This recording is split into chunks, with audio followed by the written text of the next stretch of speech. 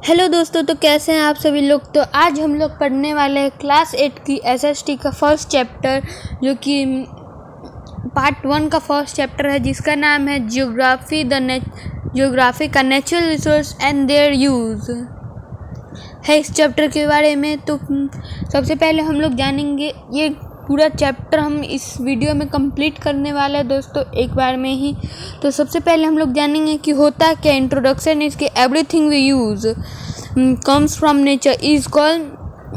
ऐसा चीज़ जो नेचर से हमें मिलता है, जो हम सब यूज़ करते हैं और वो हमें नेचर से मिलता है, उसी को कहा जाता है natural resource. What is nature, nature क्या होता है। अब हम लोग देखेंगे व्हाट इज़ नेचर, नेचर क्या होता है। नेचर वो होता है जिस nature includes living things, plants, non living things, water, air, minerals. Nature वो होता है जो अपने साथ मिला के रखता है लिविंग थिंग्स, प्लांट्स, जैसे प्लांट्स हो गए, एनिमल हो गए, non living things, water, air, minerals, ये सब नॉन लिविंग थिंग हो गए। ये सब जो नेचुरली पाए जाते हैं उन्हें नेचर कहा जाता है। How nature become a resource, nature resource कब बनता है। When human use nature elements they become resource, जब ह्यूमन से नेचर का कोई भी एलिमेंट यूज करते हैं तब वह एक नेचुरल रिसोर्स बन जाता है। एग्जाम्पल में हम लोग दोस्तों अभी हम लोग टिम्बर देखेंगे। टिम्बर हम लोग यूज़ करते हैं अपने लिए, और उसके वजह से क्या होता है, हम लोग टिम्बर से वो कर सकते हैं। टिम्बर से हम घर बनाते हैं, फर्नीचर बनाते हैं, कुछ भी बनाते हैं टिम्बर से, और वो हमें नेचर से मिलता है, हमें हमारे वो काम आ रहा है, उसी को हम लोग कहते हैं natural resource. Condition of a resource, condition क्या होते हैं एक रिसोर्स का। सबसे पहले वो टेक्नोलॉजिकल एक्सेसिबल होना चाहिए, मतलब हमारे पास वैसे टेक्नोलॉजी होना चाहिए जिससे हम उसे एक्सेस कर पाए। दूसरा इकोनॉमिकल फिजिबल, हमारे पास उतना पैसा होना चाहिए ताकि हम उसे निकाल सके। तीसरा होने वाला कल्चरली एक्सेप्टेबल, तीसरा यह है कि वह भगवानों द्वारा कल्चरली एक्सेप्टेबल होना चाहिए, कि उसे कोई मानता ना हो तब हम लोग यूज करें।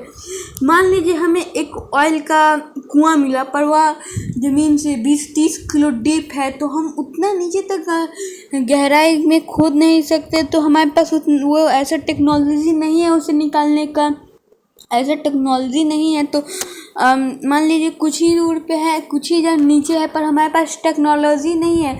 टेक्नोलॉजी है पर हमारे पास पैसे नहीं हैं उस मशीनरी को लगाने के लिए, तो वो इकोनॉमिकल में आ गया।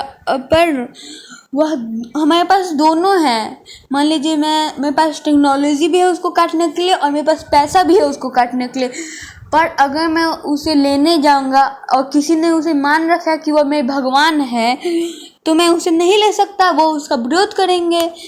इसी कारण ये 3 कंडीशन होते हैं एक रिसोर्स के।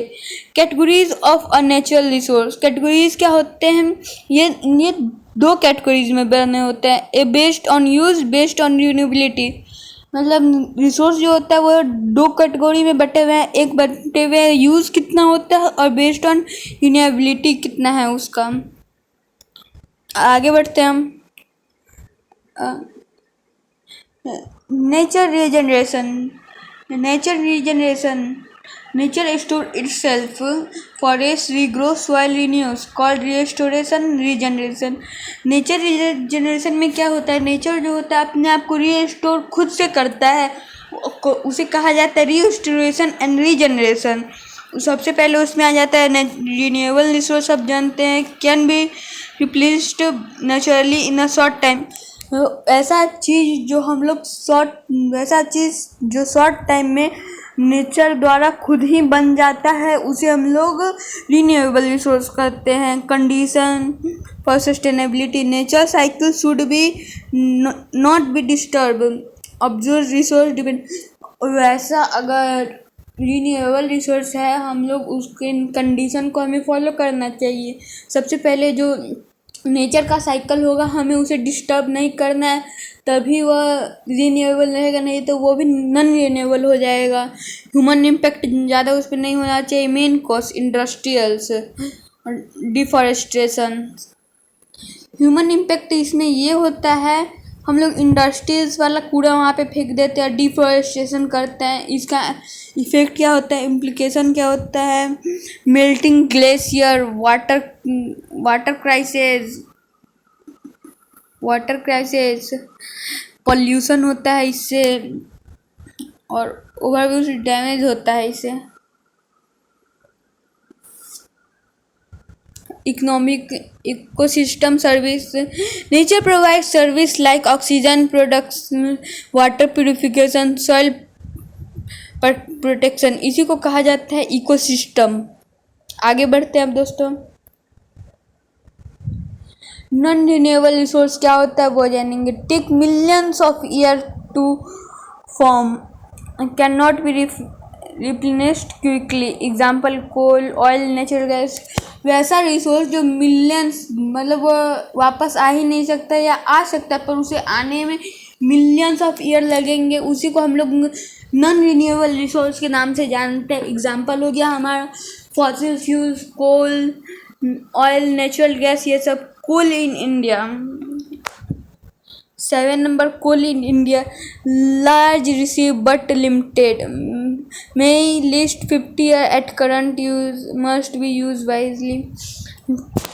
कोल इन इंडिया, अब जानेंगे इंडिया में कोल के बारे में। वो रिजर्व्स है पर लिमिटेड है हमारे इंडिया में कोल। जैसे अगर हम अभी जितने तेज़ी में यूज़ कर रहे हैं, अगर हम तो 50 साल तक वैसे ही यूज़ करेंगे ना, तो 50 साल के बाद वो ख़त्म हो जाएगा, बहुत कम ही बचेगा। मस्ट बी विजिबल, वह हमें दिखेगा ही नहीं 50 साल तक हम अगर इसी स्पीड में कोल को यूज़ करेंगे तो। अनइवन डिस्ट्रीब्यूशन ऑफ रिसोर्स, अब देखेंगे अनइवन डिस्ट्रीब्यूशन ऑफ रिसोर्स क्या होता है। Resource as not equal distribute effects determine can cause conditions influence trade. Uneven distribution of resource वह होता है कि मान लीजिए एक जगह ज़्यादा रिसोर्स है, एक जगह कम रिसोर्स है, उसी को कहा जाता है uneven distribution of natural resource या रिसोर्स। इससे क्या क्या हो सकता है, इससे ट्रेड पे फर्क पड़ सकता है, कुछ झगड़ा हो सकता है इसके वजह से, एक्सेट्रा चीज़ हो सकता है इसके वजह से। अब इम्पैक्ट ऑफ सोसाइटी का impact, resource rich area, better development problems, land lose protest, trade leads to economic growth, conflicts। अब इम्पैक्ट ऑफ सोसाइटी में क्या होता है, इसमें जहाँ पे ज़्यादा रिसोर्स है वो रिच एरिया रहेगा। रिच एरिया मतलब रिसोर्स रिच एरिया जो रहता है वहाँ पे ज़्यादा वो रहेगा, ट्रेड वहाँ पे ज़्यादा होगा, वहाँ पे बेटर डेवलपमेंट होगा। प्रॉब्लम्स वहाँ पे लैंड लॉस, टेस्ट, ये सब वहाँ पे ज़्यादा होंगे। Trade list to economic growth, वहाँ का इकोनॉमिक ग्रोथ अच्छा होगा। 3 number, natural resource curse. Natural resource curse क्या होता है, focus on selling raw material, lack of industrial short term profit, no long term growth. Natural resource वो होता है जहाँ पे ज़्यादा रिसोर्स भी रहता है पर इंडस्ट्रीज वहाँ पे नहीं है, तो वहाँ पे शॉर्ट टर्म प्रॉफिट रहता है, नो लॉन्ग टर्म ग्रोथ, वहाँ पे लॉन्ग टर्म ग्रोथ नहीं रहता है उसकी वजह से।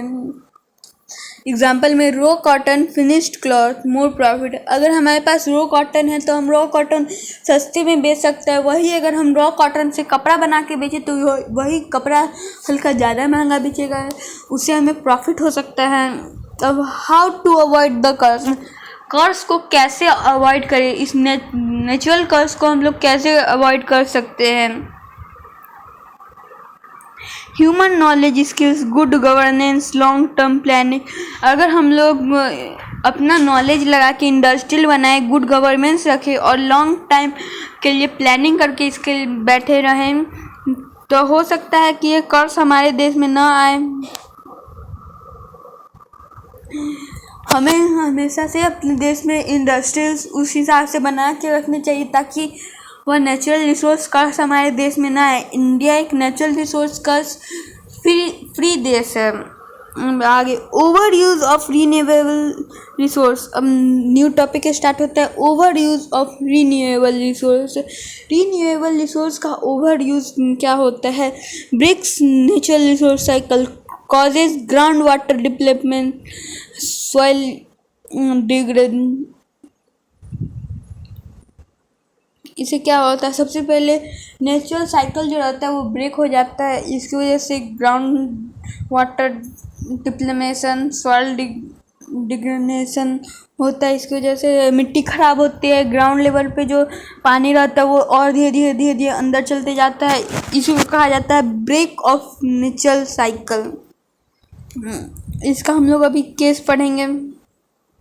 Case 1 observes excess pumping water table drops, rain water harvesting, receiving water reviving point.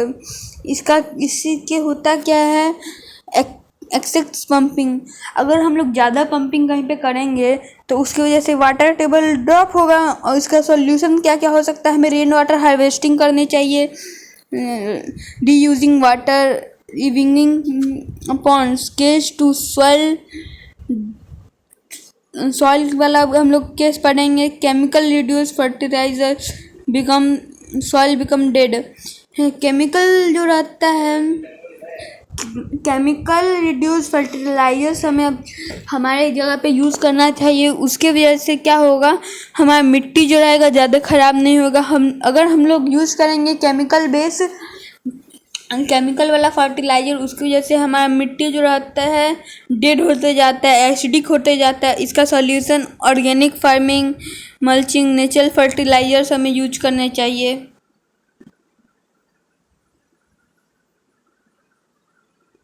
अब Punjab case study. Green revolution की वजह से हाई वाटर डिमांड हुआ था, ओवर पंपिंग 80% एरिया। मतलब ग्रीन रेवोल्यूशन जब आया था उस टाइम पे, तब वहाँ पे बहुत ज़्यादा हाई वाटर डिमांड हो गया था, उसकी वजह से ओवर पंप शुरू हो गया था, जो लगभग 80% एरिया हुआ था। 80% एरिया का वाटर टेबल ड्रॉप हो गया था एक इतना ज़्यादा यूज़ करने की वजह से। अब हम लोग 5th सीमेंट इंडस्ट्रीज प्रॉब्लम पढ़ेंगे। सीमेंट इंडस्ट्रीज का प्रॉब्लम पढ़ेंगे। Causes air pollution, soil and water pollution, solution pollution control, eco friendly material. अगर हम लोग सीमेंट का इंडस्ट्रियल देखेंगे तो उसके पास जाएंगे तो बहुत ज़्यादा एयर पॉल्यूशन रहता है, और सॉइल और वाटर का भी पॉल्यूशन हो जाता है सीमेंट की वजह से वहाँ पे। इसका सॉल्यूशन क्या हो सकता है? पॉल्यूशन हमें वहाँ का कंट्रोल करके रखना चाहिए, इको फ्रेंडली मटेरियल हमें यूज़ करना चाहिए। अब सिक्किम ऑर्गेनिक स्टेट। सिक्किम के बारे में अब जानेंगे। 2016 में सिक्किम जो था 100% ऑर्गेनिक फार्मिंग वहाँ पे होने लगी थे 2016 तक।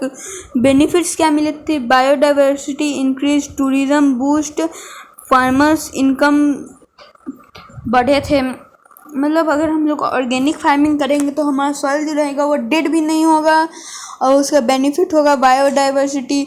हमें बायोडाइवर्सिटी वहाँ पे रहेगी, टूरिज्म बूस्ट मिलेगा हमें, फार्मर्स इनकम बढ़ सकते हो उससे।